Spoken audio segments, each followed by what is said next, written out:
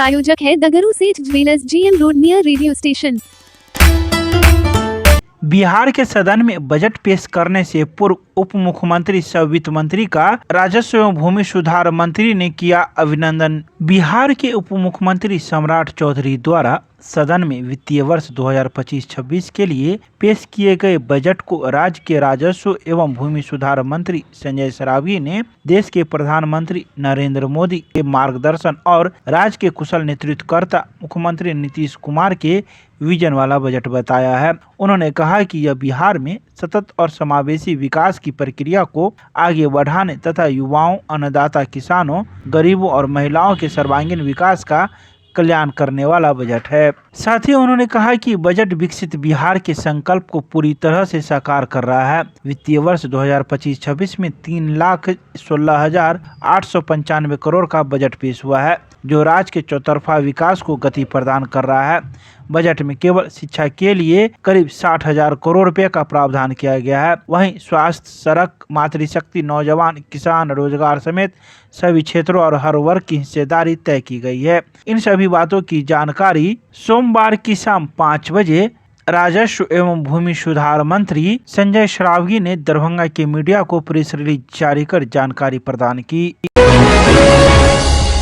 दरभंगा के अंबेडकर सभागार में जिलाधिकारी की अध्यक्षता में भिक्षावृत्ति व्यक्तियों के कल्याण और व्यापक पुनर्वास के लिए हुई बैठक। सोमवार को दरभंगा के अंबेडकर सभागार में जिलाधिकारी राजीव रोशन की अध्यक्षता में सामाजिक न्याय और अधिकारिता मंत्रालय भारत सरकार द्वारा संचालित स्माइल योजना के लिए भिक्षावृत्ति व्यक्तियों के कल्याण और व्यापक पुनर्वास के लिए बैठक आयोजित की गई। जिलाधिकारी ने कहा कि भिक्षुओं को स्किल करने की आवश्यकता है तथा मुख्यधारा में उन्हें जोड़ा जाए।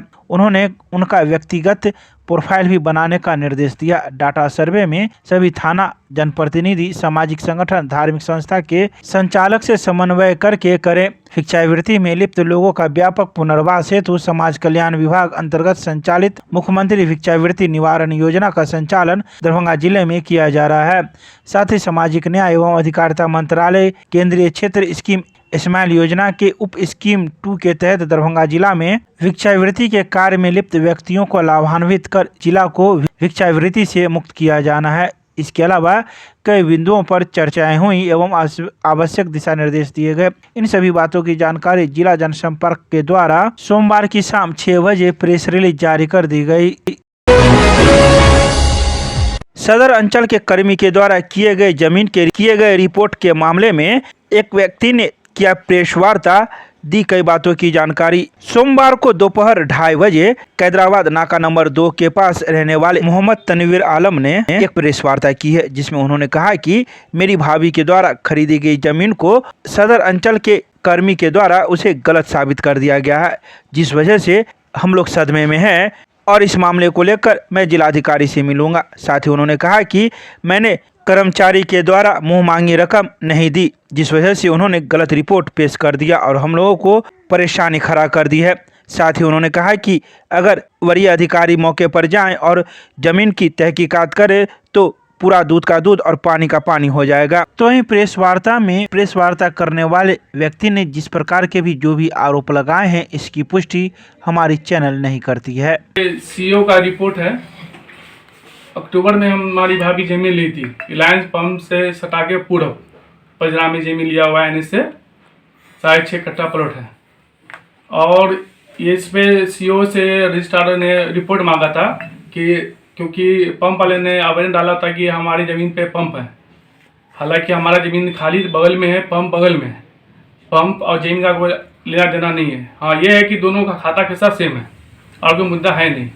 इसके लिए थाना भी हम लोग गए थे अक्टूबर के आसपास, तो वहाँ भी 3 शनिवार की बैठक हुआ, जिसमें एक बार मब्बी थाना, और उसमें वो फर्स्ट टाइम वो आए थे जब वो कंप्लेन किए तब। 3 शनिवार की बैठक में मालिक नहीं आया, कभी अपने मैनेजर को भेजता था, कभी किसको भेजता था, वो नहीं आया क्योंकि और मुझे पता नहीं। और जब ये अक्टूबर से आज 4-5 महीना हो गया, कर्मचारी जी को बार बार बोले सर जो रिपोर्ट है वहाँ से रजिस्ट्रार साहब के आया लेटर, उसको आप कब जमा कर रहे हैं, रिपोर्ट कब दे रहे हैं, ताकि मेरा केवाला वहाँ होल्ड है, वो केवाला मुझे मिल जाए। और रजिस्ट्रार जब कर्मचारी से तकरीबन हम 100 को प्लस कॉल कर चुके, मेरे पास पूरा कॉल हिस्ट्री है, ठीक है। और रजिस्ट्रार कर्मचारी जब जब बोलते हैं तो उसको हम इतना ही बोलते थे कि जो भी मुद्दा है सर वो आप सही से दे दीजिए। हालांकि इसमें सब कुछ सही लिखा हुआ है, एक चीज़ गलत लिख दी है जो मेन पॉइंट है। इसमें लिखा हुआ है श्री राजकुमार चौधरी द्वारा दिए गए आवेदन के आलोक में स्थलीय अभिलेखीय जांच किया। स्थलीय जांच में पाया गया कि उक्त पर राजकुमार चौधरी का पेट्रोल पंप है। उक्त स्थल पे मतलब कि पूरे स्थल पे राजकुमार चौधरी का पंप है।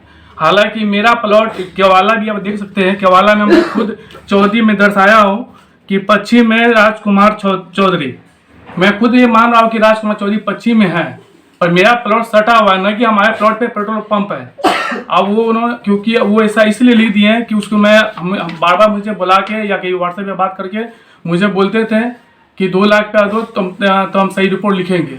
अब 2 लाख नहीं दिए तो मैं जो प्रति जमीन उस पर भी दर्शा दिए हैं कि पेट्रोल पंप है। आप बताइए मेरा प्लॉट खाली है, मैं क्या करूँ, कहाँ जाऊँ? ये 2 लाख रुपया किसने मांगा? ये गौरी शंकर है, शिशु में बैठते हैं, कर्मचारी है हल्का के, वही मांगे हैं। क्या आप कोई आपके पास सबूत है जो 2 लाख? नहीं, वो क्योंकि कभी कॉल पे हम उतना बात कभी की ही नहीं, वो उसी बोलते आइए या ठीक है हम रिपोर्ट लिख देंगे या फिर मिल के बात कीजिए, या अदरवाइज या व्हाट्सएप पे बात करते थे।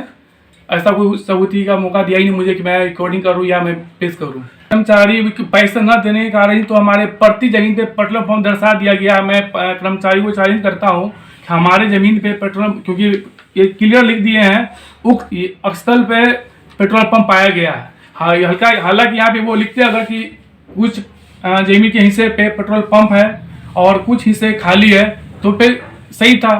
ये तो पूरे जमीन पे पेट्रोल पंप दर्शा दिया गया, हालांकि मेरा जमीन खाली है। इसकी शिकायत जिलाधिकारी के पास करेंगे? मैं कल नहीं तो परसों जाऊंगा, क्योंकि अभी भाभी हमारी यहाँ है नहीं, लेकिन आपसे कवाला है। भाभी कोटा के लिए अपने बच्चिया से मिलने के लिए, तो वो कल परसों आ जाएंगी। वो आती है फिर हम प्लान करके डीएम साहब से मिलेंगे ताकि मुझे न्याय मिले। अच्छा, आप जो पैसे के लेन देन की बात कर रहे हैं, आप आरोप लगा रहे हैं। ये आरोप नहीं लगा रहे हो, मुझे मांगा गया। आरोप मतलब कि झूठ, ये सच है पर मेरा एविडेंस नहीं है। आप मुझे कोई बुला के धमकी दे दे, मैं क्या समझ दे रहेगा? मुझे बुला के पैसा मांगा गया, मेरे पास हिस्ट्री है, कॉल हिस्ट्री है। अब देख लिया हम कितनी मेरी बात हुई है, मगर वो पैसे लेने वाली बात वो हमसे मिल के की है। नहीं देने के कारण वो अलफल लिख दी है। ये गलत नहीं लिखा हुआ है तब प्लॉट को वेरीफाई किया जाए 110%, वरना वो मुझे ओपन बोले कि 2 लाख दोगे तो तुम्हारी जमीन ऐसा लिख देंगे, तुम्हारे हक में आ जाएगा, वरना हम ऐसा लिख देंगे जमीन कहाँ दो बैठोगे। क्या नाम हुआ आपका? मेरा नाम मोहम्मद तनवीर आलम। जमीन कहाँ पे है?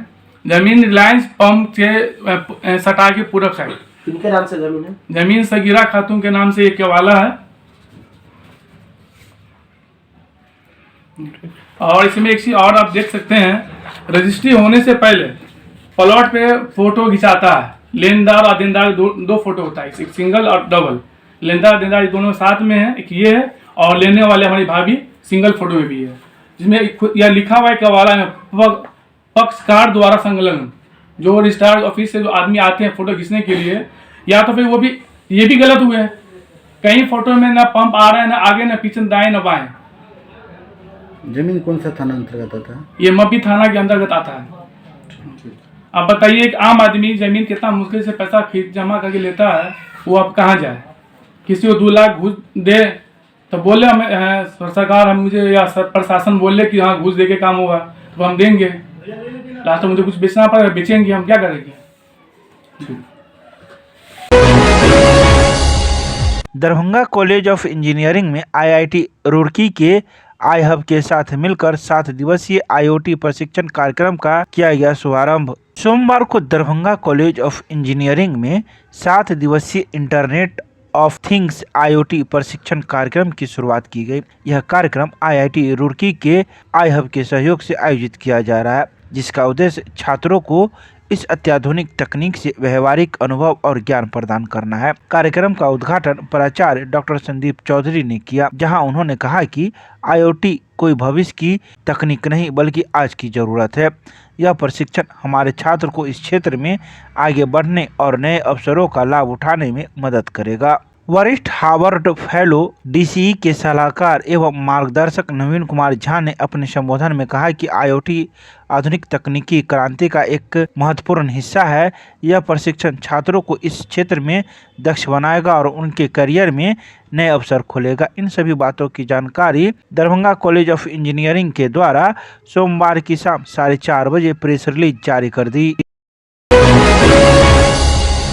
8 मार्च को होने वाले राष्ट्रीय लोक अदालत को लेकर अंचलाधिकारी एवं विभिन्न थाना के थानाध्यक्षों के साथ हुई बैठक, दिए गए कई आवश्यक दिशा निर्देश। शनिवार 8 मार्च 2025 को होने वाले राष्ट्रीय लोक अदालत के मद्देनजर प्रधान जिला एवं सत्र न्यायाधीश सह अध्यक्ष जिला विधिक सेवा प्राधिकार विनोद कुमार तिवारी ने जिले के अंचलाधिकारियों के साथ बैठक कर सुलह योग्य मामलों को राष्ट्रीय लोक अदालत में भेजने का निर्देश दिया। उन्होंने कहा कि राष्ट्रीय लोक अदालत में न्यायालय में लंबित मुकदमों के साथ साथ विभिन्न सरकारी विभागों में लंबित मुकदमा पूर्व मामलों का भी निष्पादन सुलह समझौता के आधार पर किया जाएगा। जिला एवं सत्र न्यायाधीश ने अंचलाधिकारियों को लोक अदालत के फायदों से अवगत कराते हुए कहा कि मुकदमों के निष्पादन की यह व्यवस्था जन कल्याणकारी है।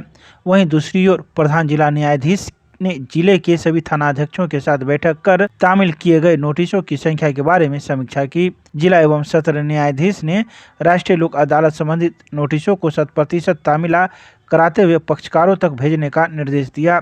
इन सभी बातों की जानकारी जिला जनसंपर्क के द्वारा सोमवार की शाम 6 बजे प्रेस रिलीज जारी कर दी गई।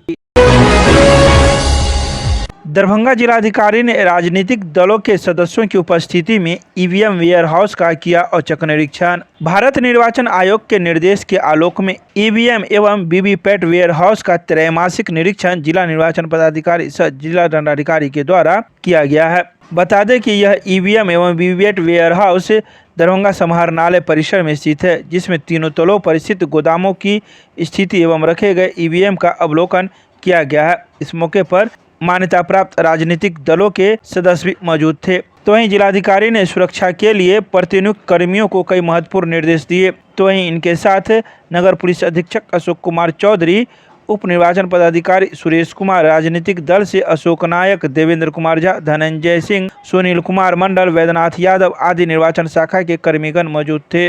तो ही इन सभी बातों की जानकारी जिला जनसंपर्क के द्वारा सोमवार को दोपहर 3:30 बजे प्रेस रिलीज जारी कर दी गई।